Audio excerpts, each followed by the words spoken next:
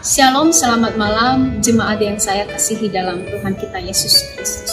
Pada malam hari ini saya mengajak kita semua untuk membaca firman Tuhan yang saya ambil dari Efesus pasal 5 ayat 15 sampai ayatnya yang ke-17. Demikianlah firman Tuhan, karena itu perhatikanlah dengan seksama bagaimana kamu hidup, janganlah seperti orang bebal, tetapi seperti orang arif. Dan pergunakanlah waktu yang ada, karena hari-hari ini adalah jahat. Sebab itu janganlah kamu bodoh, tetapi usahakanlah supaya kamu mengerti kehendak Tuhan. Demikian pembacaan firman Tuhan bagi kita semua.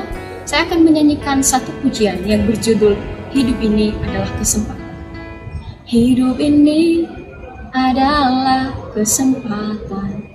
Hidup ini untuk melayani Tuhan. Jangan sia-siakan waktu yang Tuhan beri. Hidup ini hanya sementara. Sebuah lagu yang sangat familiar bagi kita. Tentunya kita tahu bukan lagu ini. Bapak, Ibu, dan saudaraku yang terkasih,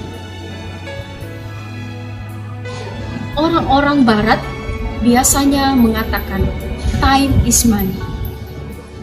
Karena bagi mereka setiap detik dapat menghasilkan uang.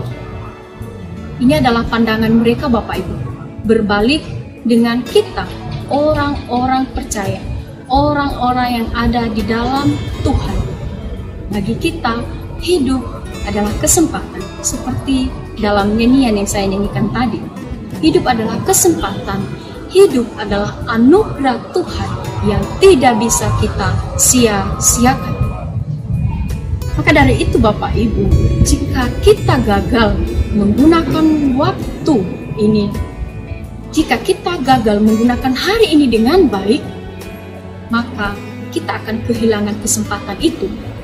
Karena hari ini tidak akan terulang untuk esok hari.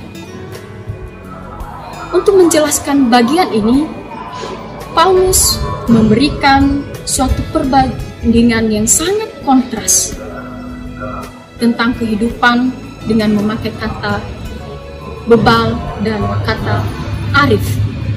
Dua kata yaitu bebal dan arif. Orang bebal hidup sembarangan dan tidak memahami kewajibannya. Sementara orang arif hidup teratur, penuh hikmat, dan bijaksana menggunakan waktu sebaik-baiknya. Bapak, Ibu, dan saudaraku yang terkasih, nasihat Rasul Paulus bagi pembaca surat ini bermaksud supaya orang-orang yang sudah diselamatkan, yaitu kita yang ada di dalam Tuhan itu, kita berusaha menggunakan waktu dengan mengenal kehendak Tuhan. Bukan untuk memenuhi keinginan kita, bukan untuk mencapai hal-hal yang kita inginkan di dunia ini, tetapi bermaksud supaya kita semakin hari semakin mengenal kehendak Tuhan. Bapak, Ibu, dan saudaraku yang terkasih, dengan kita mengenal Tuhan, dengan kita berusaha untuk mengerti kehendak Tuhan, maka hal itu akan mengontrol seluruh kehidupan kita, termasuk pekerjaan kita, termasuk keluarga kita, dan seluruh apapun yang ada di dalam diri kita sekarang ini. Kita akan menjadi orang yang bijaksana, karena apapun yang kita kerjakan kini bukan lagi untuk kita, tetapi untuk Allah. Kini waktu-waktu yang kita pakai bukan lagi menyenangkan keinginan kita, tetapi menyenangkan Allah. Bapak, Ibu, dan saudaraku yang terkasih, menggunakan waktu yang ada berarti kita menghargai waktu yang Tuhan berikan. Menggunakan waktu yang ada berarti kita menghargai nafas hidup yang Tuhan masih berikan bagi kita. Oleh karena itu, Bapak Ibu, sebenarnya untuk apa? Tentunya untuk kita bisa bekerja dengan produktif, mempersembahkan hasil kerja kita untuk Tuhan. Dikatakan mengenal kehendak Tuhan bukan berarti sepanjang hari kita membaca firman Tuhan dari pagi sampai malam. Tidak, tetapi supaya kita secara produktif mempersembahkan seluruh pekerjaan kita untuk kemuliaan Tuhan.